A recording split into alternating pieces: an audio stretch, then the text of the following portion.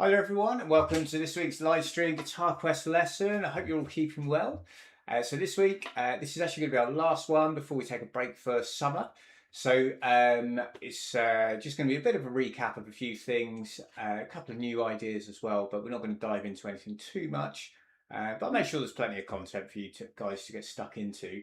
Before we get started, a couple of things just to think about. So if you're on a device that has notifications pinging away, then please try and turn those off if you can. Best that we get our dedicated half an hour's guitar time. If there's any children watching, then I recommend having an adult in the room just to help explain a few bits and pieces if they find anything difficult. And don't forget we have the chat notification as well. Chat notification, just the chat feature. So if you've got any questions as we're going along, then please do ask away and I will do my best to answer them. So let's get started. As always, we're going to check our tuning. So it's our bottom E string, so just try and make sure you're in tune with that. Okay, and then we're going to tune by ear again, as we've been doing over the course of the GuitarQuest 4 book. So we go to the 6th string 5th fret, that's the note A. We assume that's correct, and then we play the open 5th string and make sure it sounds the same. And then when we're happy they're the same, we sort of check those off, and we now go to the 5th string 5th fret, that's the note D. So we compare our open 4th string to the D. Make sure we're happy with that, and again just adjust away as needed. And then when you're comfortable with it, we go to the 4th string at the 5th fret, that's the note G. So that's the correct note. And then the open 3rd string, we just adjust that again as usual until it sounds the same. Then this is the only one that's different. We go to the 4th fret on the 3rd string, that's our B. So we now know that's correct. So we compare the open 2nd string to that and adjust away until we're happy that they sound the same. And then finally we go to the 2nd string back at the 5th fret, that's the note E, and we compare the open 1st string to that and adjust the 1st string till it sounds the same as that fretted E on the 2nd string 5th. And then once we're happy, we just strum a few chords. So let's start with an E major chord. So hopefully it should sound like that. I checked my tuning beforehand, and so I know that everything's all kind of more or less right. So if any of your chords that we're about to play sound a bit off, then just double check firstly your fingering, make sure you definitely got that right, and then double check your tuning if anything sounds a bit iffy. Everything should sound very easy on the ear because we're not doing any strange chords or anything like that. So and you can use a tuner as well. We've just been in the course of GuitarQuest 4, we've been tuning by ear every week just to kind of get you used to that idea. We will probably go back to tuning with a tuner in GuitarQuest 5, but it would be remiss of me to do like over 100 lessons in total, whatever it's going to end up being for the 5 books, and not to have talked about tuning by ear. So hence spending quite a bit of time on it over the last few, I think this is, I don't know how many lessons we've done now, but 25 or something. So, and we've been tuning them all by ear. So plenty of practice there. So we've strummed an E, so let's go for a G. Again, you go for either option. Just make sure that sounds about right. How about a C? An A minor. Perhaps let's try an F. Make sure you can get that note on the 1st string. Does it all sound good? And assuming it does, then we're good to go. So we'll crack on. Now, what we've been doing is a bit of a warm-up over the last few weeks, and it's sort of developed into a bit more than just a warm-up really, but we're going to continue with it anyway. And that's our arpeggio ideas over a few chords. So I just need to pop my notes up here. So the chords we are going to play are C, E minor, G and D. Okay, so C. We're actually going to make it C over G, so we replace the 5th string 3rd fret, which normally we use 3rd finger. We're going to use the pinky, and then we're going to put the 3rd finger on the 6th string 3rd fret. So that 6th string 3rd fret is the note G, so the chord is C with G in the bass, or C over G. So we're going to go 5th string on our right hand, then 1st, then 2nd, then 3rd, using different fingers, 3rd, middle, index. We've been over this a few times, so I'm not going to go into too much detail. So we go 5th string, first, second, third, then sixth, first, second, third. We do that twice. Okay, and then we're going to go to E minor. So we go E minor chord, sixth string, fingers do the same. So strings 1, 2, and 3, and then we're going to go to the fifth. So sixth, fifth. We're going to go to G. I'd suggest probably the easier G. It's a bit easier to get the changes a bit cleaner, but you know, it's up to you. If you can do the 4-finger G and make the changes clean, brilliant. You know, all great stuff. So with this one, we're going to go sixth, then first, second, third, then fifth, first, second, third, and we do that twice again. So same right hand pattern as the E minor, and then when we come to the D, we're going to go fourth string, first, second, third, and then we go to fifth. So fourth to fifth. So just to recap, we're going to go C fifth to sixth, and we do that twice. And E minor is sixth to fifth. We go to G, sixth to fifth, and then D, fourth to fifth. And when we and then we're going to go around it a couple of times, and when we get to that last D, when we get to the fifth string on the last sort of iteration of it, we're just going to play that and not do the other three, just so it gives us a little bit of a break before we start the progression again. Okay, so the plan is we're going to do that twice. Then we talked about this last week. We're going to change to a bit of strumming. So we're going to go fifth string, and then we're going to go W with the thumb, and then down up with the index finger. And we change to the sixth string and just do a down strum. So you get 1, 2, 3, 4. 1, 2, 3, 4, and then it'll be the same ideas with the other chords.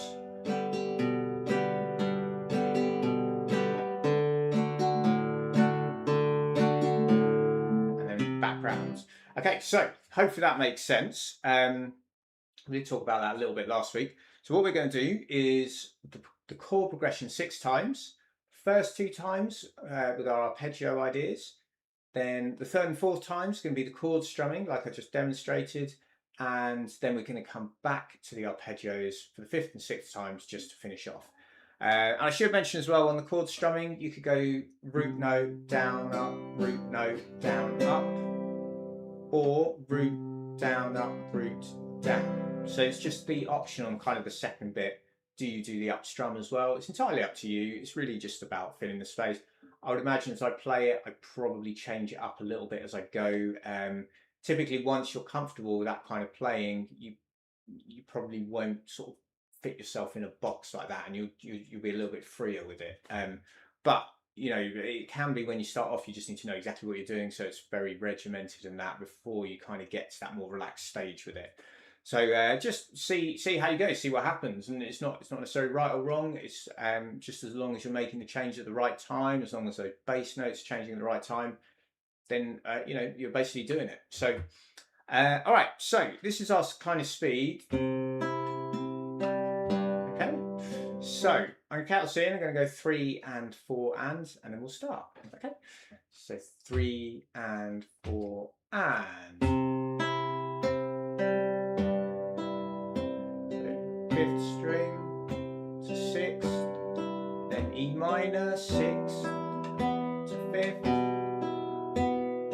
6th to 5th, then G to 5th, G, and then back to the 5th, and then D, that's the 4th, 5th, 4th, then just the 5th string here, and back to C.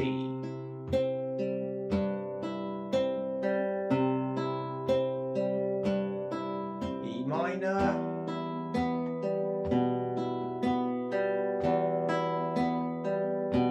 To G.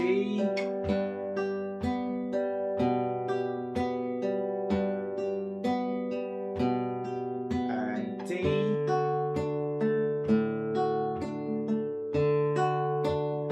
Switch to the strumming, so clicked the wrong chord. Let's try that again. So just coming in on the strumming after 4, 3 and 4 and.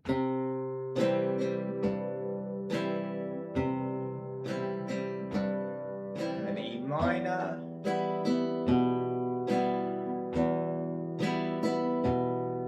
To G.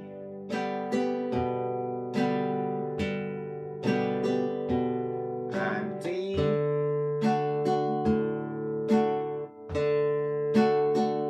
Back to C or C over G. E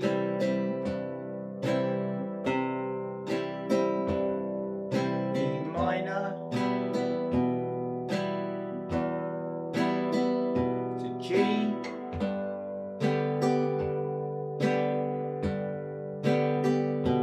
And D. And just the 5th string and back to arpeggios.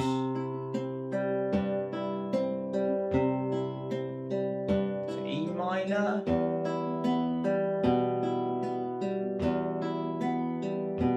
and G,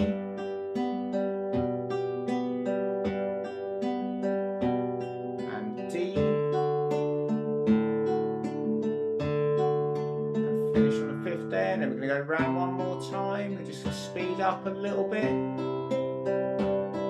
E minor,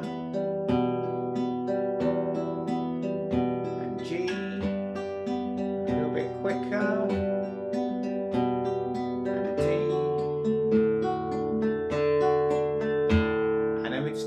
On a C over G. Okay, cool. So that's just a little bit, something slightly different to have a go at. So you've got some chords, you've got some arpeggios, you've got some strumming. The key is just to kind of keep it all nice and tidy in terms of the timing. I think I did speed up a little bit as I went through, and obviously apologies, I did just play completely the wrong chord at one point, but you get the idea, and you can practice that, and basically, if you're ever then playing and perhaps accompanying singers, or you've got another guitarist in the room, you can drop those kind of ideas into your rhythm playing, and obviously it will create a bit more interest. So you're not just doing the same thing from, say you've got a 5-minute song, you don't want to do the same thing from start to finish, so you need to try and mix it up a little bit. So those are just a couple of ideas you could try. So, okay, right, let's move on then. So the other idea that we've developed a bit over the last few weeks is the idea of playing in the 5th position and the A natural minor scale. So we're going to have a go at that now. So all we have to remember is that as we work our way through it, when we get to the B on the 3rd string, we've got to drop to the 4th fret with our 1st finger, get B, C, D there, and then we come back to the 5th position on the 2nd string to finish off. And then we just come back down in exactly the same way. So when we get to the 3rd string, we just got to drop a fret, and then we come back again. Okay. Now, obviously, we've played this for a few weeks, so I'm not going to go over that in any more detail than that. If it doesn't make any sense for any reason, do just check out some of the lessons from the previous weeks ago. We first went over that, I don't know, 5 or 6 weeks back now, something like that. So yeah, check them out, and there'll be a lot more explanation if you need it. So what we're going to do now is just play it again, nice and slow, and we're going to try and say the note names out loud. So, as you're watching this, if you feel comfortable, just see if you can say the note names, because it's going to be really helpful in terms of knowing the fretboard. And the other thing is, last week we also moved up to playing in the 7th position. So we're going to look at that idea in a minute as well. So if you can remember the notes around the 7th and the 8th frets in particular, because these are the ones we're going to be playing in a minute. So, it might make the next exercise a bit easier if you can remember some of the notes around the 7th and the 8th frets. So, hope that makes sense. Anyway, so let's start on the A then. So after 4, just one note per beat. Okay, so 3, 4. So you've got A, B, C, to D, then E, F, G, A, B, C, D, E, F, G, up to the A, and we come straight back down.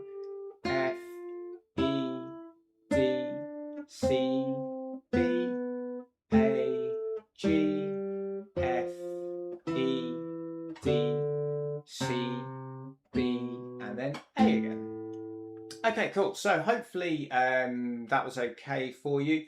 If you find it tricky, just take the time and work with it. As I mentioned before in previous weeks, the better you know the fretboard, or the more you know the fretboard, the better, basically. So that's one of the goals of this GuitarQuest course, is to make sure you really do know that fretboard pretty well. So yeah, let me know if you've got any questions on it, but otherwise we are going to move on. So after that, the next thing we were going to look at was exercise 25. Now we've covered this for a couple of weeks. This is our power chord exercise. So again, I'm not going to talk about it in too much detail. I'll go over it a little bit, but it's a newish kind of idea, and so something we just want to make sure we're comfortable with. So the first thing is the power chord shape. So we have, I suppose you've got two kind of ways of playing it. So if we start on our E5, which is our first chord in exercise 25, that's first finger on 5th string 7th fret and your third finger on 4th string 9th. And then you can also add the pinky finger to the 3rd string 9th to make those 3 notes there. If you find that difficult, don't worry about the pinky and just do the just fingers 1 and 2 for now. And it's still the same chord, just hasn't got the extra note. In terms of the notes you're actually playing, you've got E and then B and then another E. So whether you play both these or just one doesn't really matter that much. So okay, so that's our power chord shape. We know we can also do the same shape but over a string. So your root note now is now on the 6th string. So for example, if you come to the 7th fret on the 6th string, that's the note B. We make the same shape, and that's now our B5 or our B power chord. So they're basically the two. I mean, it's the same shape, just moves across strings. Hopefully that you're all in agreement with that. So when we play the tune, we start with our root note, and when I talk about positions, I'm referring to where the first finger's lining up. So we start at the 7th fret and some bottom E strings, and we go down to the 5th, back to the 7th. We're going to go up to the 10th, do 2 there, and then down to the 9th. Then we do second line, same again, starts the same. That little rest, and just those 2 notes, 5th string 10th, 5th string 9th, G at the 10th, F sharp at the 9th. Okay, so the first 2 lines, you've got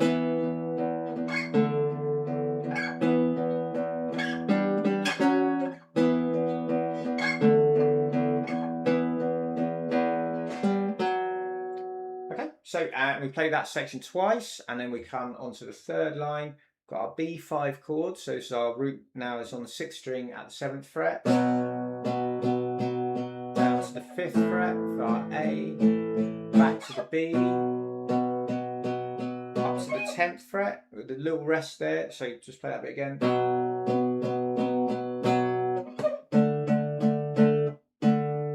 And then we go back, play the first 2 lines again, and eventually finish off in the coda section with our E5 chord. Okay, so as I mentioned, we talked about this for a few weeks now. I think we first started it 3 weeks ago. So do check that lesson out for a bit more detail. But we're just going to have a go. Everything in the exercise really is based around semiquavers or 16th notes, if you prefer that terminology. So the tempo is going to be quite slow. So 1, 2, that sort of speed. Okay, so after 4. So it's 3 and 4 and down to the 5th, 6th, 10th, 9th, 5th, sorry, 5th now, 7th, 2 individual notes. So 7th, we're doing it again, 5th, 7th, 10th, 9th, 7th. Back to 7th, then 3rd line, down to the 5th fret, back to the 7th, up to the 10th, and then we repeat.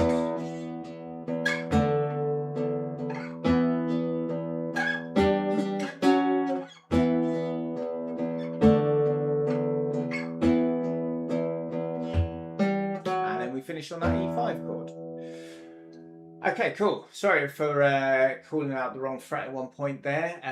Yeah, just thinking about too many things and getting it wrong. But the tune I played was correct. So lots of good power chord practice. So just try and make sure you're comfortable with those.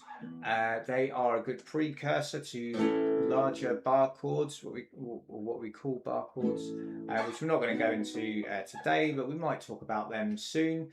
But they're more demanding, so power chords are kind of a good sort of bridge into those.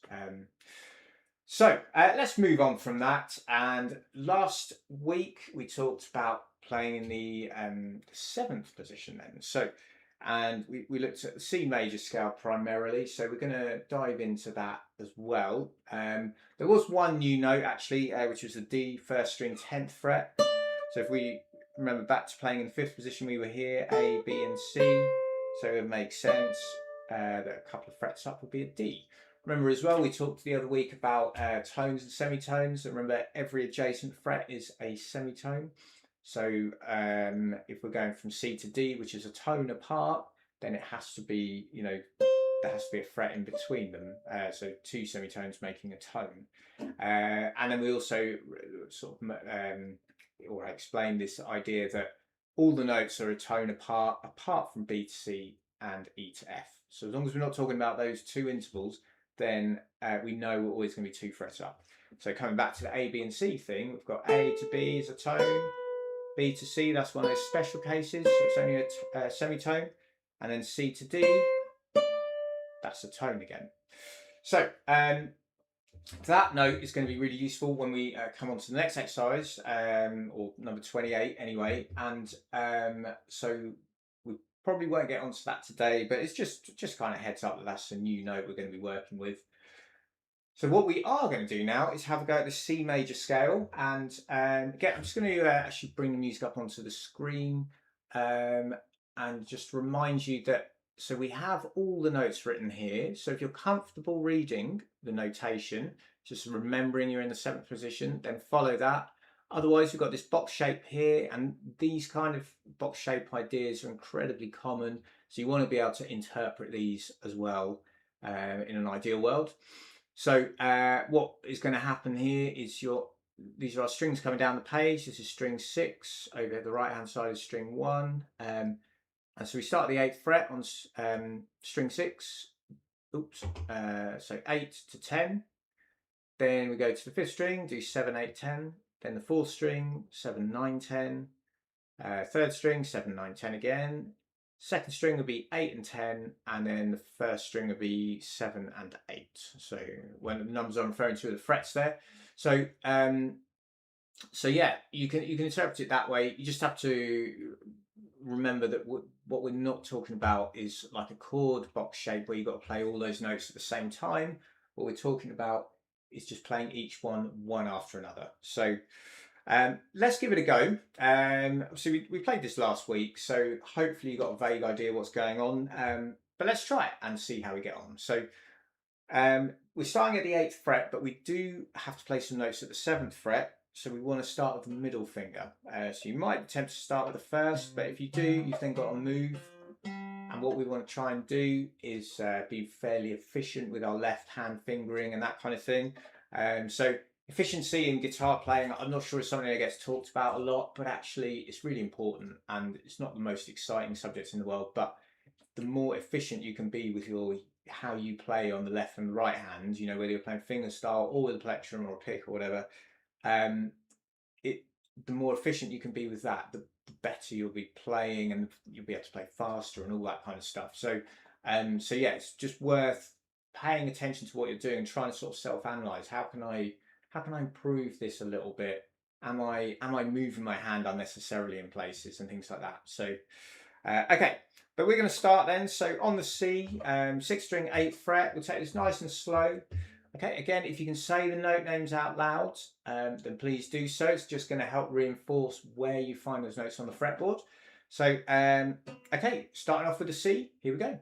Okay, so one note per beat. So 3, 4. So we go C to D, E, then F, G, then to the 4th string, A, B, C, D, E, F, G, A, B, and C. We're going to come straight back down, so back to B, A, G, F, E, D, C, B, A, G, F, E, D, and C. Okay, so hopefully you could follow along, whether you're looking at the notation or the box diagram.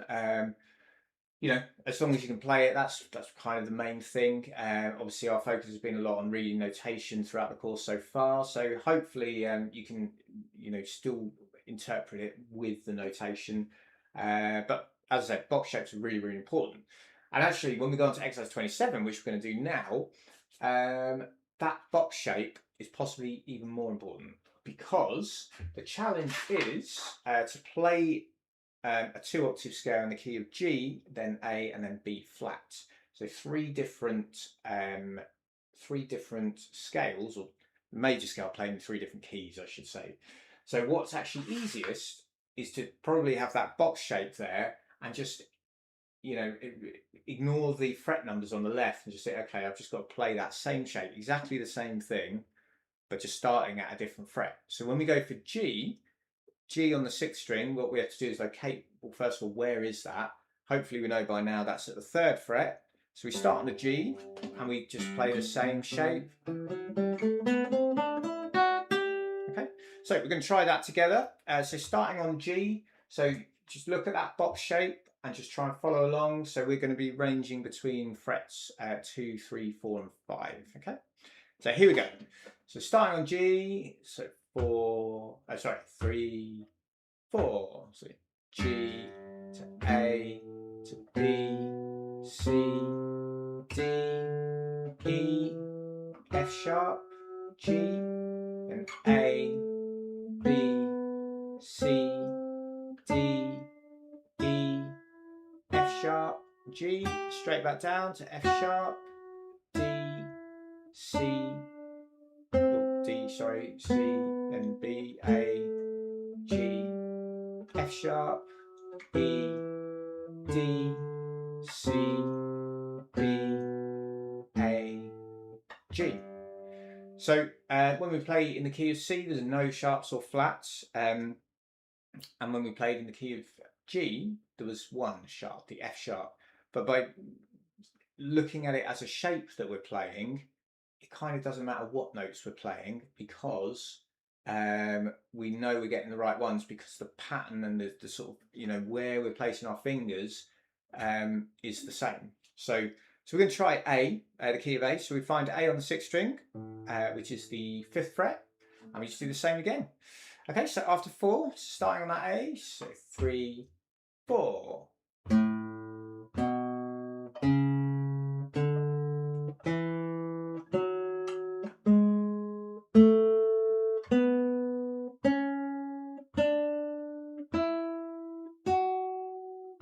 And then we're going to come straight back down again.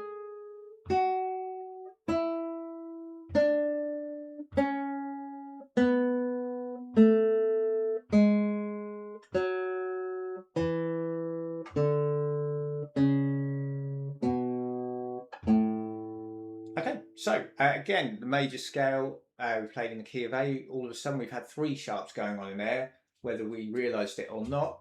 But by playing the same shape, we've managed to do it. So okay, and there's one more. I think it was B flat was the other suggestion. So we find a B flat on the 6th string, which is our 6th fret, and we just do exactly the same shape again.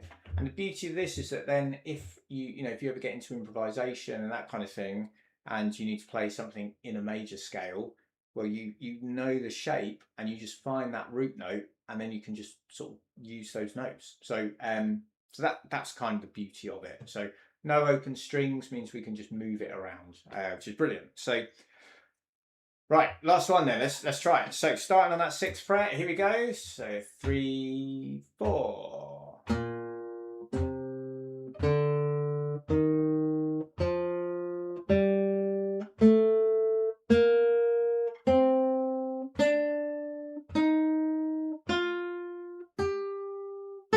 And then straight back down again.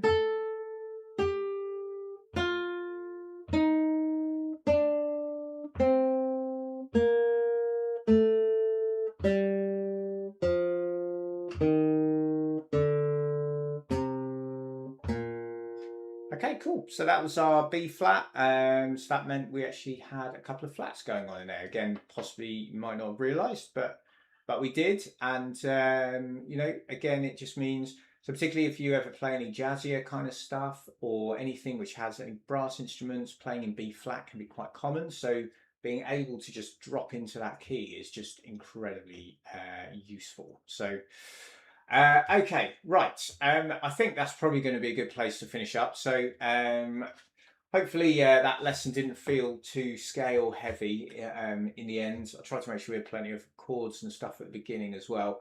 But yeah, that's just one aspect of guitar playing that you just want to try and embrace. Is, you know, scales can sometimes get a bit of a bad reputation, I think. You know, they can, oh, scales are a bit boring and all that kind of thing. But they are so useful. If you know them, you can use them as like warm-ups and things like that. You can use them for improvisation if you ever want to get into composition and that kind of thing. Knowing your scales is obviously going to be very helpful. Knowing your scales is brilliant for understanding chords, you know. So if you want to go that step further, I say step further, but you know, if you want to get into that kind of theory thing of like, you know, I'm playing this song and I'm playing this chord, why is this working with this, and why is this scale not working with this chord, and all that kind of thing, then knowing those scales, and the major scale, although I'd say it's probably not the most commonly used scale, it's probably the most important one because it's so fundamental. So so yeah, it's definitely definitely one to get to grips with. So like I say, we'll finish up there for today. So that is going to be our last one for a few weeks because I'm going to take a break for a few weeks over the summer. So if you enjoyed today's lesson, please do give it a thumbs up and let me know in the chat. And you know, if there's anything, any questions you had or any bits you found particularly interesting, it's always good to know.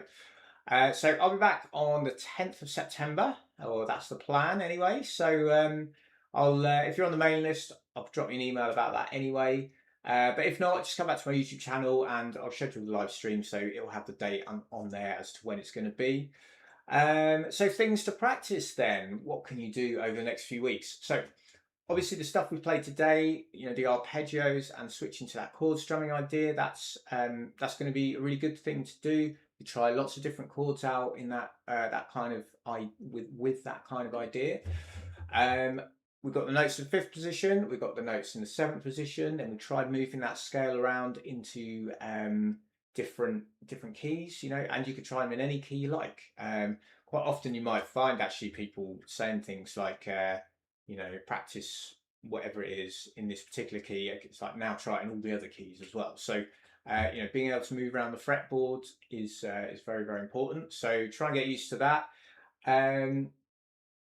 Obviously, it's going to be like 6 weeks before we come back again. So if you're like bored of scales, because let's face it, there's only so much you can do with scales in terms of enjoying them, I think.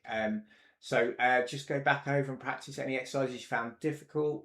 Or the main thing really is just to keep playing. Don't just take 6 weeks off because you'll be rusty when you come back. So just try and keep playing. There's plenty of other great guitar tutorials and things on YouTube. So you'll be able to find other stuff. And you know, if you do go looking at other stuff and you get stuck on something, you're always very welcome to ask when we're next back on the lessons. And if I can answer it, I will do my best. So anyway, that's me waffling on. So let's leave it there. So have a wonderful few weeks, everybody. Enjoy the summer, and I will look forward to seeing you in September. So all the best and see you soon. All right, take care, everybody. Bye-bye.